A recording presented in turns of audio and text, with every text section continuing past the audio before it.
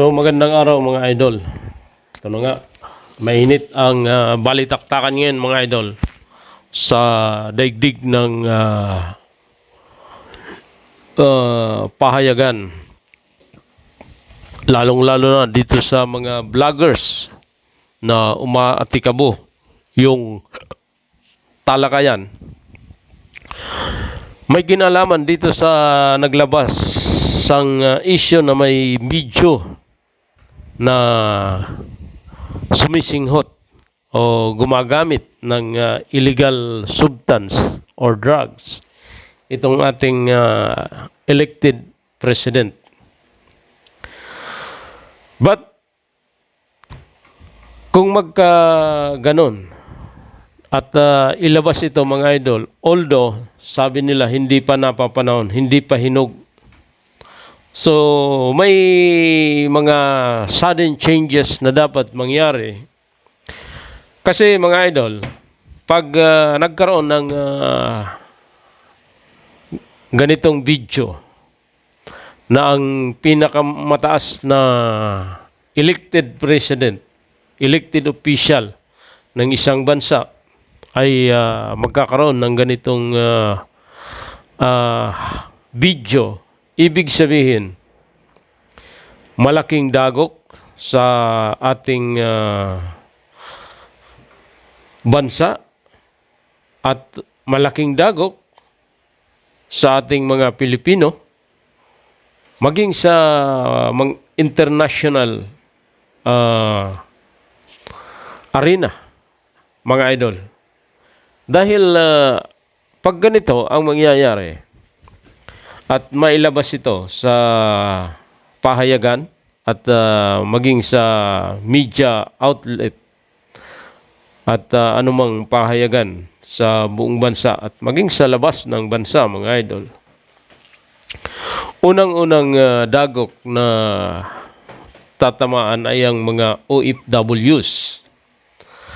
And pangalawa, magkakaroon ng pagkakahati-hati ang sambayanang Pilipino, lalong-lalo na yung dating against sa mga Marcos during the time of election.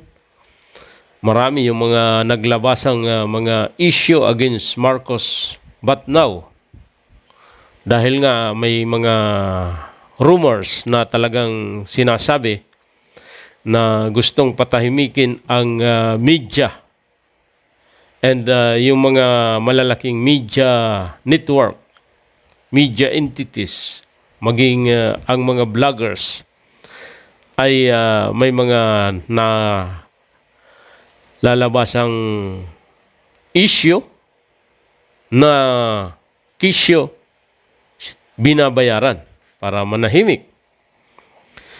Andito sa kaso mga idol, sa paglabas ng animoy sinasabi nila na mayroong pulburon video ang ating hiping ehekutibo bilang elected president. Andyan yung paghanga ng taong bayan at pagtingala sa kanya, lalo na sa parte ng men in uniform, dahil bilang president, siya ang tinatawag na commander-in-chief ng Armed Forces of the Philippines. So ibig sabihin, lahat ng mga nangyayari sa loob ng sandatahang katihan, hukbong katihan ng ating men in uniform ay mayroong basbas mula sa ating presidente bilang siya yung pinakamataas na pinuno ng ating kasundaluhan. So ngayon mga idol, ito yung mangyayari dyan. Kung ilabas na ang naturang pulburonic video ng ating presidente, sabi ko nga, magkakaroon ng pagkakawatak-watak ang ating bansa. Dahil kahit ako ay mawawala yung tiwala natin sa kanya. how much more the 32 million na bumoto sa kanya? If totoo na talagang 32 million yung bumoto sa kanya. But mayroon namang katibayan dahil yun ang lumabas sa resulta ng previous election. But ang sabi ay hindi pa hinog na ilabas ang naturang video, mga idol. Although sabi ko nga mayroong changes na mangyayari. Once na magkaroon ng tinatawag na withdrawal of support ang men in uniform mula sa hanay ng kasundaluhan at kapulisan, ay automatic, mga idol, na ang Vice President ang tatayong presidente ng Republika ng Pilipinas. So, ang ibig mong sabihin, mababakante yung pwesto na Vice President. Magkakaroon ng tinatawag na butuhan, mga idol. So, depende sa mapagkakasunduan kung sino yung magiging Vice President. Pero ang kadalasan, ang may chance dyan, yung tinatawag na Senate President. So, sino ba yung Senate President ngayon? Di ba si Zubiri, si Mig Zubiri. So, baka magkaroon, mga idol, ng tinatawag na rigudon sa Senado at magkaroon ng tinatawag na emergency election dyan sa parte ng Senado upang ang maging Senate President either tao ng Duterte or kapatid ng Presidente.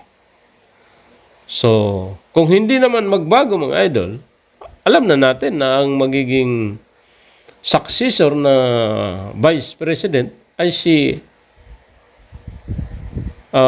Senate President Zubiri. So, ito yung tinitingnan natin, mga idol, na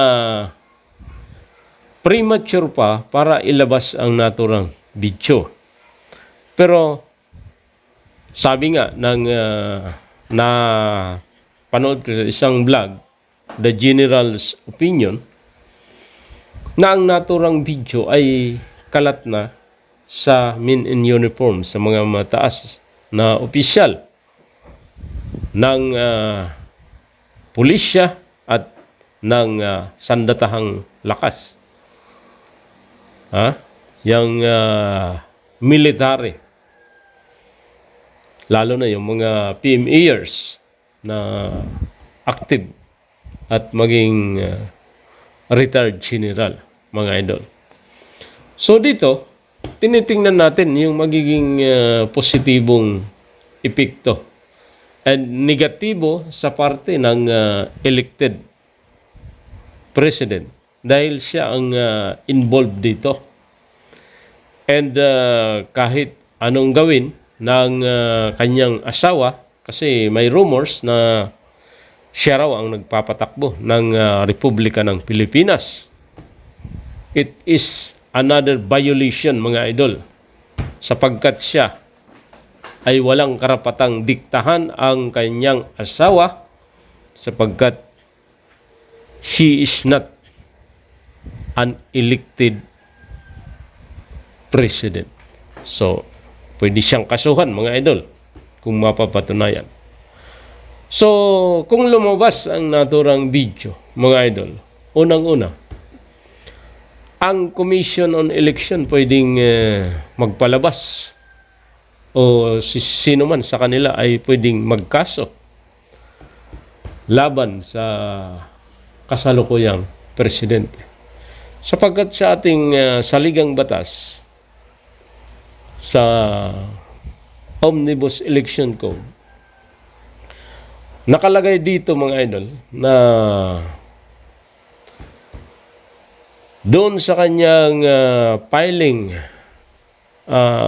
certificate of candidacy doon sa content ng kanyang papel na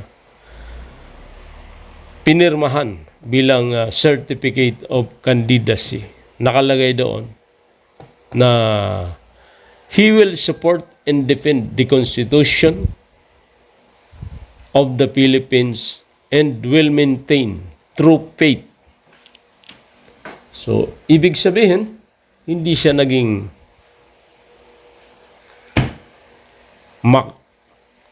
hindi siya nagpakatotoo ng nag-file siya ng COC sapagkat alam niyang hindi na siya kwalipikado sa naturang posisyon. How can you defend the Philippine Constitution if you violate the Constitution? That is another crime against the nation, mga idol. Kaya nga, during the previous administration, during the Duterte administration, the war on drugs, na kung saan daming mga kababayan natin ang nasagasaan at maraming kapulisan ang binawian ng buhay at marami ring mga sibilyan ang nasawi sa war on drugs ng former administration. Kaya pala may mga lumalabas na issue, mga idol, na anya, kuno, mayroon ng kasunduan ang Marcos administration na pailalim sa ICC, which is another ground of impeachment, mga idol, na kung saan nakikipagkasundo ka sa isang banyagang hudikatura. That is another betrayal of public trust ng sambayanang Pilipino. Dahil lamang sa pagiging gaha sa isang posisyon at ayaw mawala sa posisyon, ay gagawin ang lahat para sirain ang isang tao. So, anong magiging impact noon, mga idol? Well, negative impact sa parte ng Duterte. But sa parte ng soberenya ng bansang Pilipinas, malaking sampal sa ating Philippine sa judicial system ng ating bansang Pilipinas. So isang malaking sampal ito. Kaya't yung mga huwes, mga abogado, kailangan kumilos pag nalaman nila na ang kasalukuyang administrasyon ay nakipagkasundo sa ICC nang walang tratadong batas. Kasi alam natin na during the time of former President Duterte ay kumalas na ang bansang Pilipinas bilang membro ng ICC, itong International Criminal Court. So bakit makikipagkasundo pa tayo? And ano ba yung pinaka-main objective ng Marcos administration? Bakit kailangang makipag-usap sa CPP-NPA? Mayroon bang malalim na kasunduan para manatili sa pwesto ang Marcos administration? Mayroon ba? So ito yung mga tanong ng mga mamamayan bilang isang simpleng mamamayan ng sambayanang Pilipino. Yun ang mga katanungan na dapat malaman. Bakit? Maayos naman yung programa ng previous administration, ang NTF-ELCAC, na kung saan mayroong tinatawag na nationwide approach at yung genuine peace process, kung saan yung mga armadong nakikipaglaban sa ating gobyerno sa isang lugar ay inooperan ng pagkakasundo o pagbabalik loob sa ating gobyerno. So, yung naturang programa mga idol ay talagang tinitingnan natin na effective. So, bakit gustong ipa-abulis ang NTF-ELCAC at bakit nagkaroon ng peace negotiation?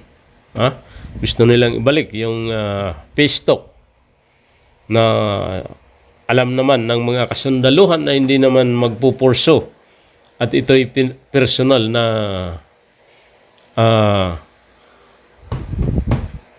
adhikain ng mga matataas na opisyal ng New People's Army na nakatago at nakabase sa the Netherlands. So, ibig sabihin mga idol, kung wala na yung ugat dito sa bansang Pilipinas mula sa tinatawag na grassroots, wala nang kumikilos, ano pang silbi ng mga taong yun na nasa Netherlands? Kundi ang ginagawa nila ay magtago at maghintay ng pera mula sa mga galamay nila na andito sa bansang Pilipinas, kung saan ang tatlo ay nasa Kongreso. So, dito, mga idol, hihintayin natin kung ano ang magiging move. Baka pagbalik ng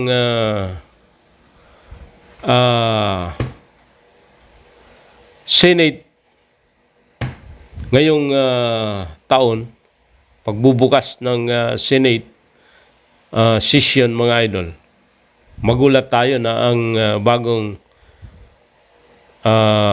Senate President ay si Manang Amy Marcos, or kung hindi naman sa hanay ng Rodrigo Duterte, baka si Idol,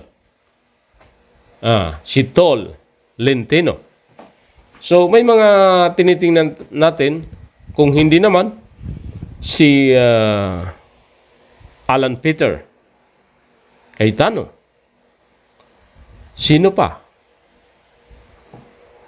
Pero hindi lalayo ang magiging Senate President kung magkaroon ng tinatawag na withdrawal of support ng men in uniform.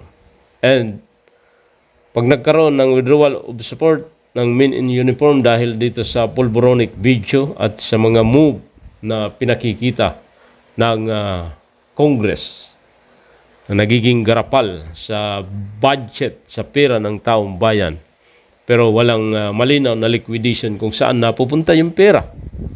At wala tayong makitang magandang programa ng gobyernong ito. Tuloy ang pagtaas ng presyo ng bilihin.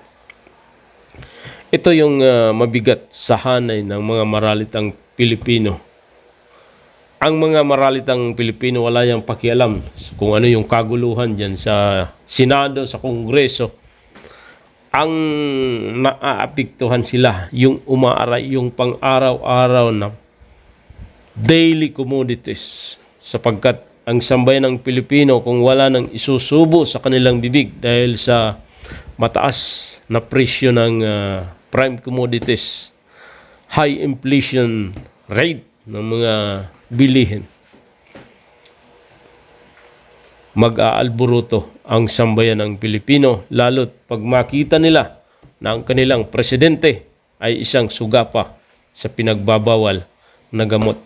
So ano pang saysay ng war on drugs ng gobyernong ito mga idol, kung mismong ang kanilang iniidolong presidente ay bangag?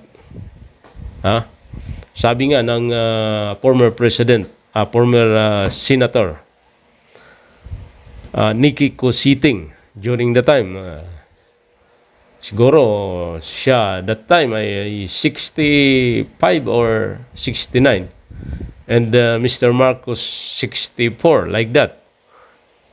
So alam niya yung gawain ng kasalukuyang presidente ngayon, na kung saan umaattend sa mga parte-parte na talagang bangag na bangag sa drugs. So ito, sampal sa sambayan ng Pilipino. And sampal din ito sa parte ng ating kasalukuyang Vice Presidente. Kung nakinig siya sa kanyang ama na siya ay tumakbong presidente at mamili siya magiging Vice President, Bongo or Bato, siguro maayos ang sambayan ng Pilipino. Maayos ang pagpatakbo ng ating rinda ng gobyerno sapagkat mayroon ng susundang modelo ang anak mula sa kanyang ama. Kung magbago man ng ilang pulisiya, subalit alam natin na konti lang ang pwedeng mabago. Maaring mabago yung war on drugs from bloody at ma-regulate ng medyo maayos na approach ng mga kapulisan. Sapagkat dito, during the time na previous administration, Rodrigo Duterte, nanghihina na yung mga drug lord.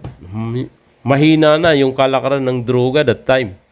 Kaya't kung nagkataon na nakinig si Vice President Inday Sara sa kanyang ama, although aminado naman siya na kailangan niyang magpahinog sapagkat mabigat ang nakaatang na trabaho bilang isang presidente. But I believe naman na hindi siya pababayaan ng kanyang ama. Kasi paano pababayaan ng isang ama kung nakikita niyang naghihirap yung kanyang anak? Ang anak ay matitiis, ang ama, ang ina. Pero ang magulang ay hindi matitiis ang kanyang anak. So salamat mga idol. Antabayanan natin at tugay-gayan lagi yung mga kaganapan sa ating bansa, kung ano yung magiging takbo ng kasalukuyang administrasyon sa pagpasok ng bagong taong 2024. Pag nagkaroon ng tinatawag na change of command at change of leadership sa Senado, mga idol, alam mo na ang susunod niyan. Change of leader sa ating bansa, na kung saan ang magiging presidente natin, kung mangyari ang tinatawag na withdrawal of support, ang magiging presidente natin ay ang successor na vice president. So magandang hapon and shout out mga idol sa mga nag-subscribe sa akin sa ating YouTube channel. Kagalakan ko na kayo'y makadaop pang palad sa ating YouTube channel, and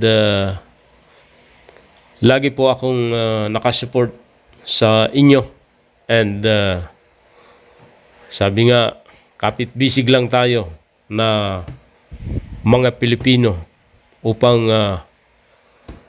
malampasan natin yung mga problemang ito na kinaharap ng ating bansang minamahal.